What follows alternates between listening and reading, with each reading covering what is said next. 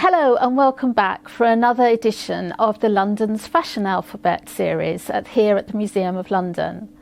My name is Beverly Cook. I'm a curator of social history at the Museum of London, and today I'm going to be introducing you to the letter S.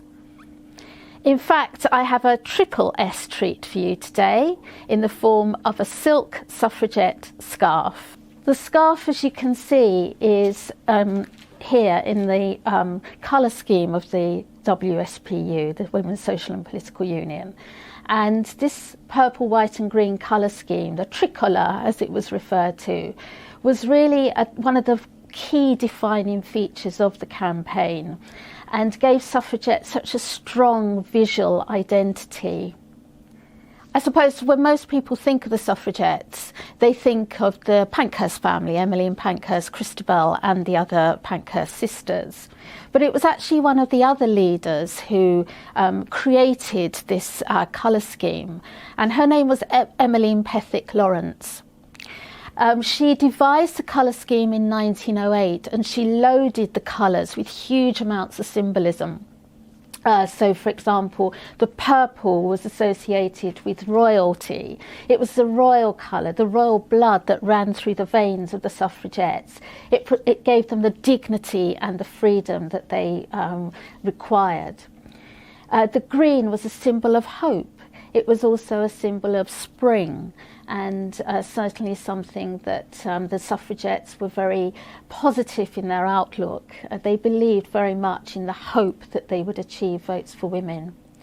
And the white was a symbol of purity, and this was the purity of the suffragette life in both public and their private life.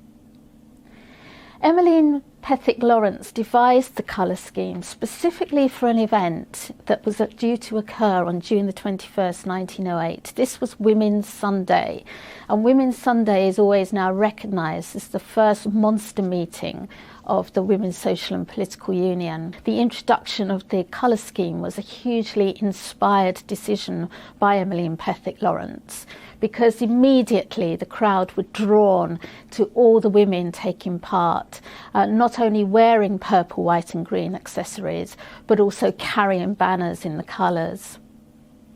We actually know quite a lot about this scarf because there is an entry in the Votes for Women newspaper that was published weekly that mentions it for the first time. We have a copy here of the newspaper. And as you can see here, on June the 11th, 1908, it mentions about a new scarf. It says, another enterprising firm of manufacturers have produced a scarf which may be obtained from the NWSPU. It's of white Japanese silk, striped with the green and purple. At each of the ends it bears the war cry in colours on a white ground. I love this next sentence. It says, the beauty of the scarf is not its only merit, for it washes the colours like the principles of the Union, being quite fast. It was obviously considered to be a real selling point that it wouldn't fade. It was actually marketed as a motoring scarf. The marketing around the suffragette purple, white and green fashion accessories was really clever because things were being produced not just by the WSPU but by commercial manufacturers to appeal directly to women. And obviously motoring was very much a leisure activity in the early 20th century. And so by producing a motoring scarf, it was obviously felt that this would maximise the income for the manufacturer. I think for me, the scarf is very representative of a lot of things that were really key to the campaign. It's not just a very beautiful fashion accessory, but it also represents the inspired leadership of the WSPU, their marketing skills, their branding skills, and also their fundraising skills. And suffragettes didn't just wear the purple, white and green for formal processions. They were encouraged to wear the colours throughout their day, whatever they were doing, whether they were campaigning on the streets or just going about their day-to-day lives. They were encouraged to popularise the colours. And this is because it gave the suffragette campaign not only a clear visual identity and identified suffragettes, but also helped to raise the profile of the campaign and make it very much part of day-to-day life in London and throughout the country. We have a wonderful image in the collection by the photographer Christina Broom, which really shows how the motoring scarf was worn throughout the day. And I think it really represents to me how brave you had to be to wear the colours, because it wasn't just the colours, it was the message on many of these fashion accessories. Here, of course, we have very much in bold the votes for women defiant message of the suffragettes. Suffragettes who were wearing something like this in the streets of London would have been potentially very vulnerable.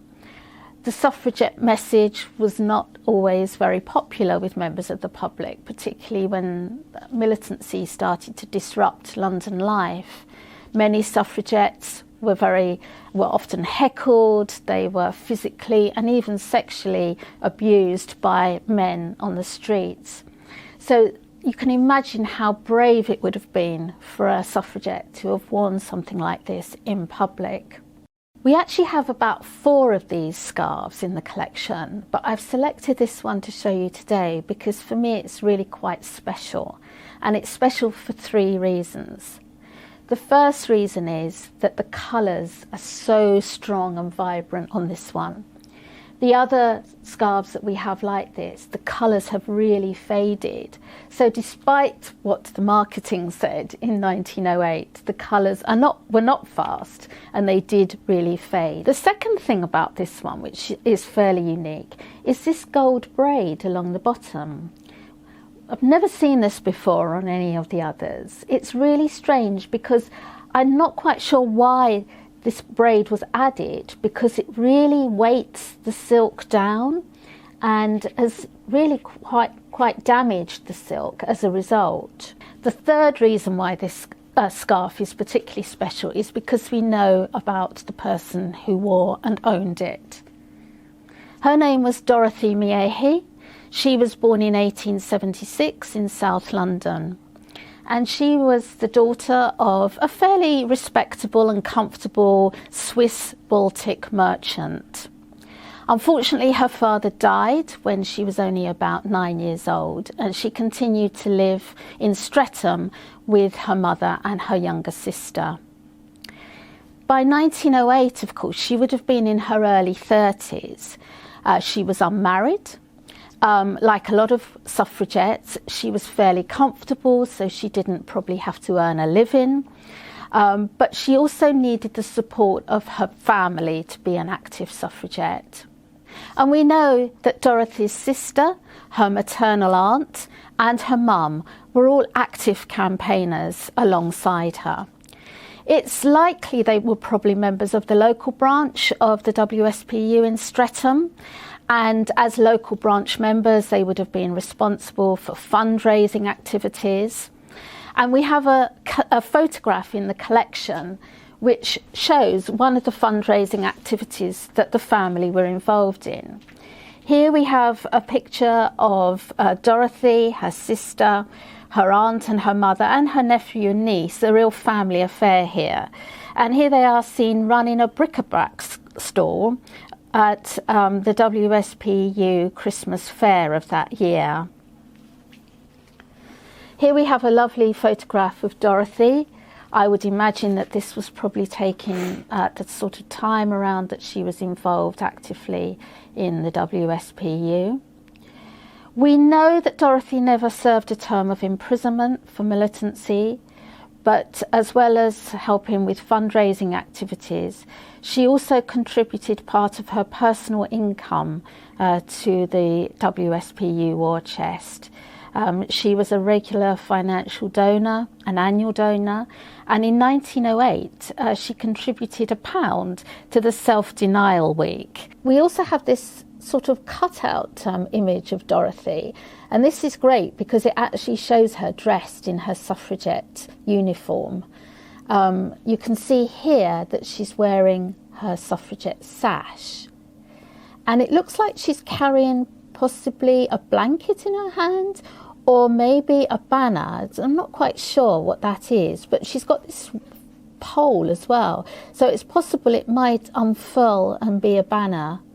And it looks as if she's dressed about to go on a procession or some sort of rally. We actually have the sash as well that she wore in the collection, and I've also got that out for you. And as you can see, again, the colours are very vibrant still. They must have been very well cared for by Dorothy and her family until these items came to the museum in 2015. This item here also belonged to Dorothy, and we think this is a hatband.